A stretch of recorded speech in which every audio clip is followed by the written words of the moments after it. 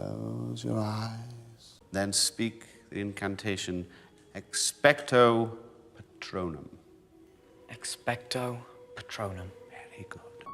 අඳුරු මායාවන් ශාප සහ බලාපොරොත්තු බිඳවැටීම් පිරුණු ලෝකයක විනාශයට නෙවෙයි පවිත්‍රත්වයට මුල් තැන දෙන එක විශේෂ ස්පෙල් එකක් තියෙනවා. අඳුර පළවා හරින තරම් දීප්තිමත් ආලෝකයක්. ඒ තමයි පෙට්‍රෝනස් චාම් එක.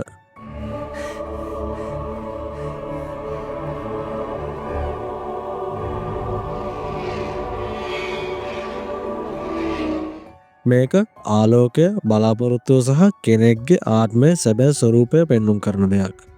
අපි හැමෝම මේ ස්පෙල් එක දන්නේ එක්ස්පෙක්ටෝ පෙට්‍රෝනම් කියන වචනවලින්. ඒත් ඒ රිදීපාට එළියට යටින් අපි හිතනවට වඩා ගොඩක් පැරණි ගැඹුරු මායාවක් හැංගිලා තියෙනවා.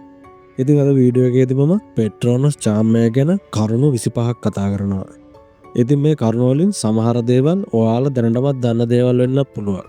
ඒ වගේම මේකේ තියෙන ගොඩක් දේවල් ඔයාලා නොදන්න දේවල් වෙන්නත් පුළුවන්. ඉතින් ඒකින්ද අද වීඩියෝ එක ඉවර වෙනකම්ම බලන්න කියලා මම ඔයාලට ආරාධනා කරනවා. ඉතින් වැඩි කතා නැතුව අපි බලමු පෙට්‍රෝනස් චාම් එකේ හැංගිච්ච රහස් මොනවද කියලා.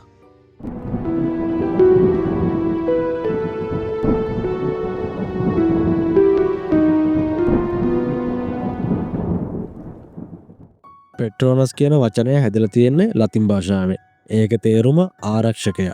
වෙනුවෙන් පෙනී සිටින්න හෝ ආරක්ෂක ආත්මය කියන තේරුම. පුරාණ රෝමයේ මායාකාරයන් නපුරු බලවේගවලින් බේරගන්න තමන්ගේ ආරක්ෂාවට හිතපු ආත්මයන්ව හැඳින්වුවේ මේ නමින්. හැරි පොටර් ලෝකයේදී පෙට්‍රෝනස් කියන්නේ පූජාවක් කරලා ගන්න දෙයක් නෙවෙයි. තමන්ගේ හැඟීම් වලින් උපදින ආරක්ෂකයෙක්. එක්ස්පෙක්ටෝ පෙට්‍රෝනම් කියන වචනවල නියම තේරුම තමයි මම ආරක්ෂකයෙක් බලාපොරොත්තු වෙනවා කියන එක. හොඳට බලන්න. මෙතන තියෙන්නේ බලාපොරොත්තු වෙනවා කියලා අන කරනවා කියලා නෙවෙයි. ඒ කියන්නේ අපි සතෙක්ට අන දෙනවා නෙවෙයි.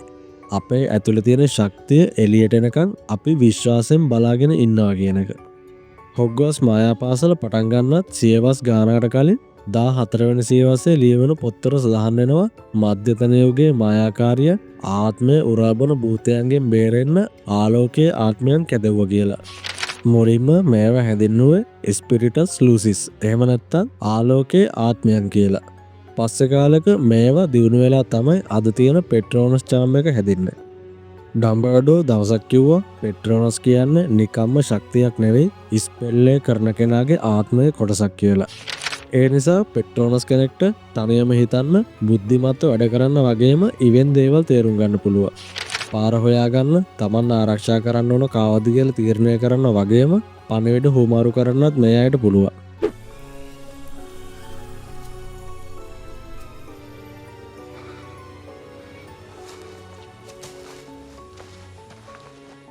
පෙට්‍රෝනස් චාම් එකේ ප්‍රධාන ආකාර දෙකක් තියෙනවා. ඒ තමයි නන් කොපෝරියල් සහ කොපෝරියල් කියන ආකාර දෙක. මෙතනින් නන් කොපෝරියල් ආකාරය කියන්නේ අපි මුලදී දැක්ක වගේ බොන්ඩ් එකෙන් ෂීල්ඩයක් වගේ හැදෙන එක. මෙතනදී කිසිම සතෙක්ගේ හැඩරුවක් ගන්නෙ නැහැ. ඉතින් එතකොට අනිවාර්යයෙන්ම කොපෝරියල් ආකාරය කියන්නේ පෙට්‍රෝනස් චාම් එකේ සතෙක්ගේ හැඩය ගන්න ආකාරය. Patronum! Expecto! Expecto! Expect! මෙතනින් පැහැදිලි සතෙක්ගේ හැඩයක් තියෙන පෙට්‍රෝනස් එකක් මවන එක හරිම අමාරු දියුණු මායාවක්. මේකට ලොකු මානසික ඒකාග්‍රතාවයක් සහ බය පාලනය කිරීමේ හැකියාවක් ඕන වෙනවා. පුහුණු වෙන හොරවරුන්ට පවා මේක කරන්න හරිම අමාරුයි. මෙතනදී වැදගත් වෙන්නේ මායා බලය නෙවෙයි. හිතේ තියෙන හැඟීම් වල පවිත්‍රභාවය. පෙට්‍රෝනස් චාම් එකේ හැඩය අහඹු දෙයක් නෙවෙයි. ඒකෙන් පෙන්눔 කරන්නේ ඔයාගේ ඇත්තම ස්වභාවය.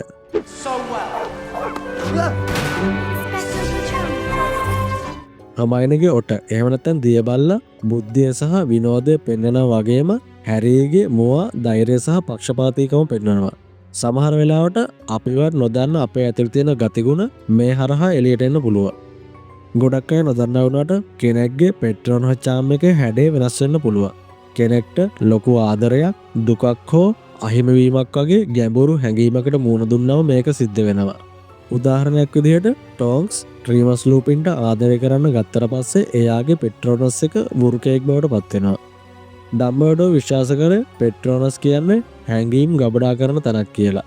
ඒක නිර්මාණය කරන්න යොදාගන්න මතකය ඒක ඇතුළ රැඳිලා තියෙනවා. ඒ නිසායි බොහොම අමාරු වෙලාකුණක් ශක්තිමත් මතකයක් පාවිච්චි කරලා පෙට්‍රෝනස් එකක් කරන්න පුළුවන් වෙන්නේ. ගොඩක් අය නොදන්න දෙයක් තමයි කොපෝරියල් පෙට්‍රෝනස් චාම් එකට පණවිඩකාරයෙක් විදිහට වැඩ කරන්න පුළුවන් කියලා. ඒ කියන්නේ මේ පෙට්‍රෝනස් චාම් එකට පුළුවන් තවත් කෙනෙක්ට පණවිඩයක් අරන් යන්න. ඉතින් මායා යුද්ධ කාලේදී ගොඩක් අය කාටවත් අහු වෙන්නේ නැති වෙන්න රහස් පණවිඩය එව්වේ මෙන්න මේ ක්‍රමයට. Ministry has fallen. Minister of magic is dead. ඒ වගේම තමයි ඩේටි හෙලෝසෝදී හැරි දැකපු ඒ පෙට්‍රෝනස් චාම් එකත් ඒ විදිහට පණවිඩයක් අරගෙන ආපු පෙට්‍රෝනස් චාම් එකක්. වෙනත් මායාවන් වගේ නෙමෙයි. පෙට්‍රෝනස් චාම් එක කවදාවත් රවට්ටන්න බෑ. මොකද එයාව නිර්මාණය වෙලා තියෙන පිරිසිදු සත්‍යය. ඒ නිසා තමයි ඩම්බර්ඩෝ සාමයකේ අය පෙට්‍රෝනස් චාම් එක කරා එන පණවිඩ කිසිම සැකයක් නැතුව විශ්වාස කරේ. වෝල්ඩමෝට් ඇතුළු අඳුරු මායාකාරයන්ට පෙට්‍රෝනස් චාම් එක කරන්න බෑ. ඒකට හේතුව ඒ අයට බලය නැති එක නෙවෙයි. ඒ අයගේ හිත් වෛරයෙන් සහ බයෙන් පිරලා තියෙන නිසා. පෙට්‍රෝනස් චාම් එක කරන්න පිරිසිදු සතුටක් ඕන. තමන් හදවතේ ගැඹුරින්ම සතුටු වෙන විශාල මතකයක් ඕන. මේ විදිහට විතරයි පෙට්‍රෝනස් චාම් එකක් කරන්න පුළුවන්. මායාලෝකයේ දැකපු හිතට වදිනම පෙට්‍රෝනස් එක තමයි ස්නේප්ගේ මුව දෙන.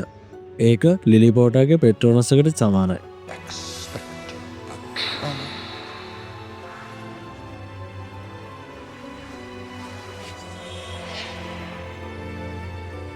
ඒකෙන් පෙන්නුවේ ස්නේප්ගේ හිතේ තිබුණු නොමැකෙන ආදරය සහ පසුතැවීම. ඉතින් හැරි පොටර් බලපු හැමෝම ආදරය කරන තැනක් තමයි ස්නේප්ගේ ඩම්බල්ඩෝගේ අතර වෙච්ච මෙන්න මේ සංවාදය. Lily, after all this time. Always. හැරිගේ පෙට්‍රෝනස් එක විදිහට එන මුවා එයාගේ තාත්තගේ ඇනිමේගස් ෆෝම් එක. මේකෙන් පේනවා පෙට්‍රෝනස් කියන්නේ පරම්පරාවේ බැඳීමත් එක්ක එන දෙයක් කියලා. මායාකාරයට සතෙක් වෙන්න පුළුවන් හැකියාව. එහෙම නැත්නම් ඇනිමේගස් ෆෝම් එකක් තියෙනවා නම් එයාගේ පෙට්‍රෝනස් එක වෙන්නෙත් ඒ සතාමයි. මොකද ඒ දෙකෙන් එළියට එන්නේ එයාගේ ඇත්තම ස්වභාවය.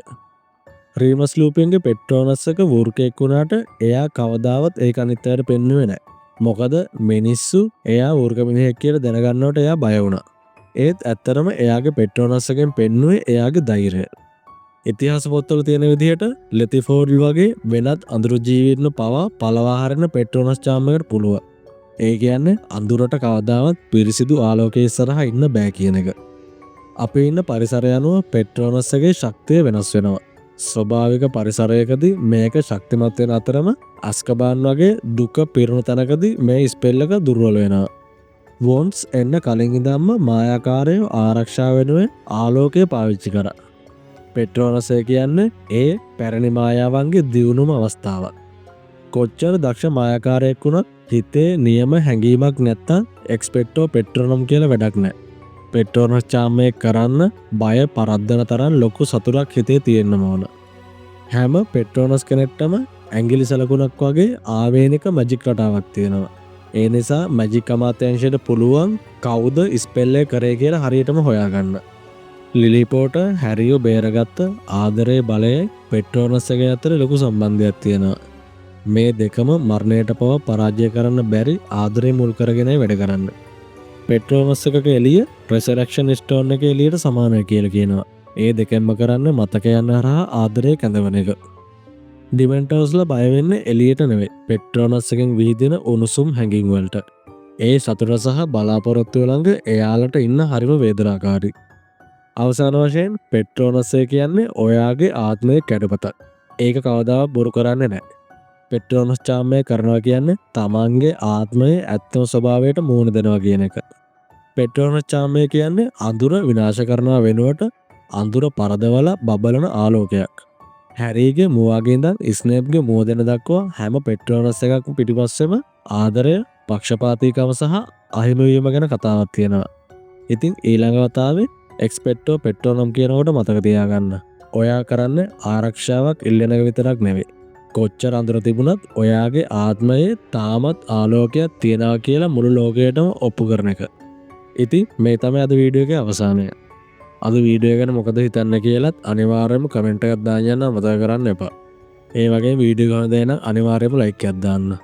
channel එකට අලුත් කෙනෙක් නම් දැම්ම subscribe කරලා notification on කරලා තියාගන්න. එතකොට මම මේ වගේ වීඩියෝ එකක් කරපු ගමන් ඔයාලට දැනගන්න පුළුවන්. එහෙනම් අලුත් වීඩියෝ එකකින් ඉක්මනටම හමු වෙනකම් mischief managed